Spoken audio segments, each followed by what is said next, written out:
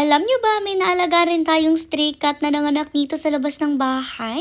Hello pack members! Welcome back to Husky Pack TV Vlogs! For today's video, medyo late upload na tong video na to. At alam nyo ba, bago pa nga ito magbagong taon. Tadatnan kasi nila mother na andito sina Mama Fiona sa labas. Kasama na rin nga yung isa niyang kapatid. Alam nyo ba, ang tagal nag-aalala ni na mother dito sa family ni na Mama Fiona. Dahil ang tagal na niyang hindi nakikita sina Mama Dog, pati na rin sina Lola Dog. Tapos itong si Fiona nga, medyo hirap pa rin talaga siyang lumakad. Pero ngayon, sobrang ilap na talaga niya sa atin. Kung mailap na nga siya noon, mas mailap pa talaga siya ngayon. At kita nyo kahit masaya yung buntot niya at mukhang happy siya na makita si mother, ay palayo talaga yung punta niya. Ilang araw rin nga pinaghahanap ni mother sina Mama Dog at Lola Dog. Pero yun pala, ando lang sila sa kanila. Parang bihira na silang pumunta dito sa atin. Kapag kasi dito sila nagtatambay, palagi rin sila may nakakaaway ng mga doggies dahil parang nagiging territorial rin nga. Anyways, dito naman tayo. Sinundo kami ni na mother nito at heto nga po yung nadatnan niya dito sa labas ng bahay namin. May stray cat kasi dito na dito na nga nagsistay dahil nakikikain nga siya dito sa amin. Tapos nanganak na rin nga siya. At eto na nga yung mga anak niya. Alam nyo ba, eto mga anak niya, tinago pa niya yan sa kanal. Talagang sa kanal sila nagstay at nitong malaki na nga yung mga anak niya, saka lang niya inilabas at dinala nga dito sa labas ng aming bahay. Binigyan ko nga sila dito ng mga boxes, tapos nilagyan ko rin ng latag. Tapos di na nga sila umalis dito dahil dito na rin nga sila kumakain. Lumalakad naman na yung mga kittens niya, pero hindi pa rin nga sila kumakain ito. At siguro hindi rin talaga sila sanay kumain pa ng dog food na matigas. Bali, ang cat food nga pala na binibigay ko sa kanila, share sila ng mga pusa ko, although hindi ko nga lang mapapasok itong si Mama Cat sa loob. Dahil nga malaki na talaga siya, kaya naman baka mag-away-away sila ng mga pusa ko, kawawa lang si Mama Cat. Si Mama Cat nga pala, matagal na siyang stray cat at palagi nang pauli-uli dito sa may apartment. Buntis pa lang rin nga siya nung hayaan siya ng may-ari nitong apartment na dito na magstay. Si Mama Cat kasi siya yung klase ng pusa na mabait talaga at hindi talaga siya naniniraman lang or nanggugulo dito. Nakakalungkot lang rin talaga na after ng clips na to, after nga po ng New Year, yung 4 na anak ni Mama Cat, ang naging isa na lang po siya. As in, hindi na namin alam kung ano ba yung nangyari sa ibang mga anak niya. Iniwan ko kasi sila dito sa labas nang meron silang maraming boxes para meron nga silang matulugan at syempre mapagtaguan kung sakasakali man na magputukan. Tapos pumunta na kami nun kina mother at dun kami nag-celebrate ng New Year kaya hindi ko na nga sila natingnan. Kaya naman pagbalik namin, nagulat na lang ako na isa na lang yung kitten niya at hindi ko na talaga alam kung ano pa ba yung nangyari sa iba niya mga kittens.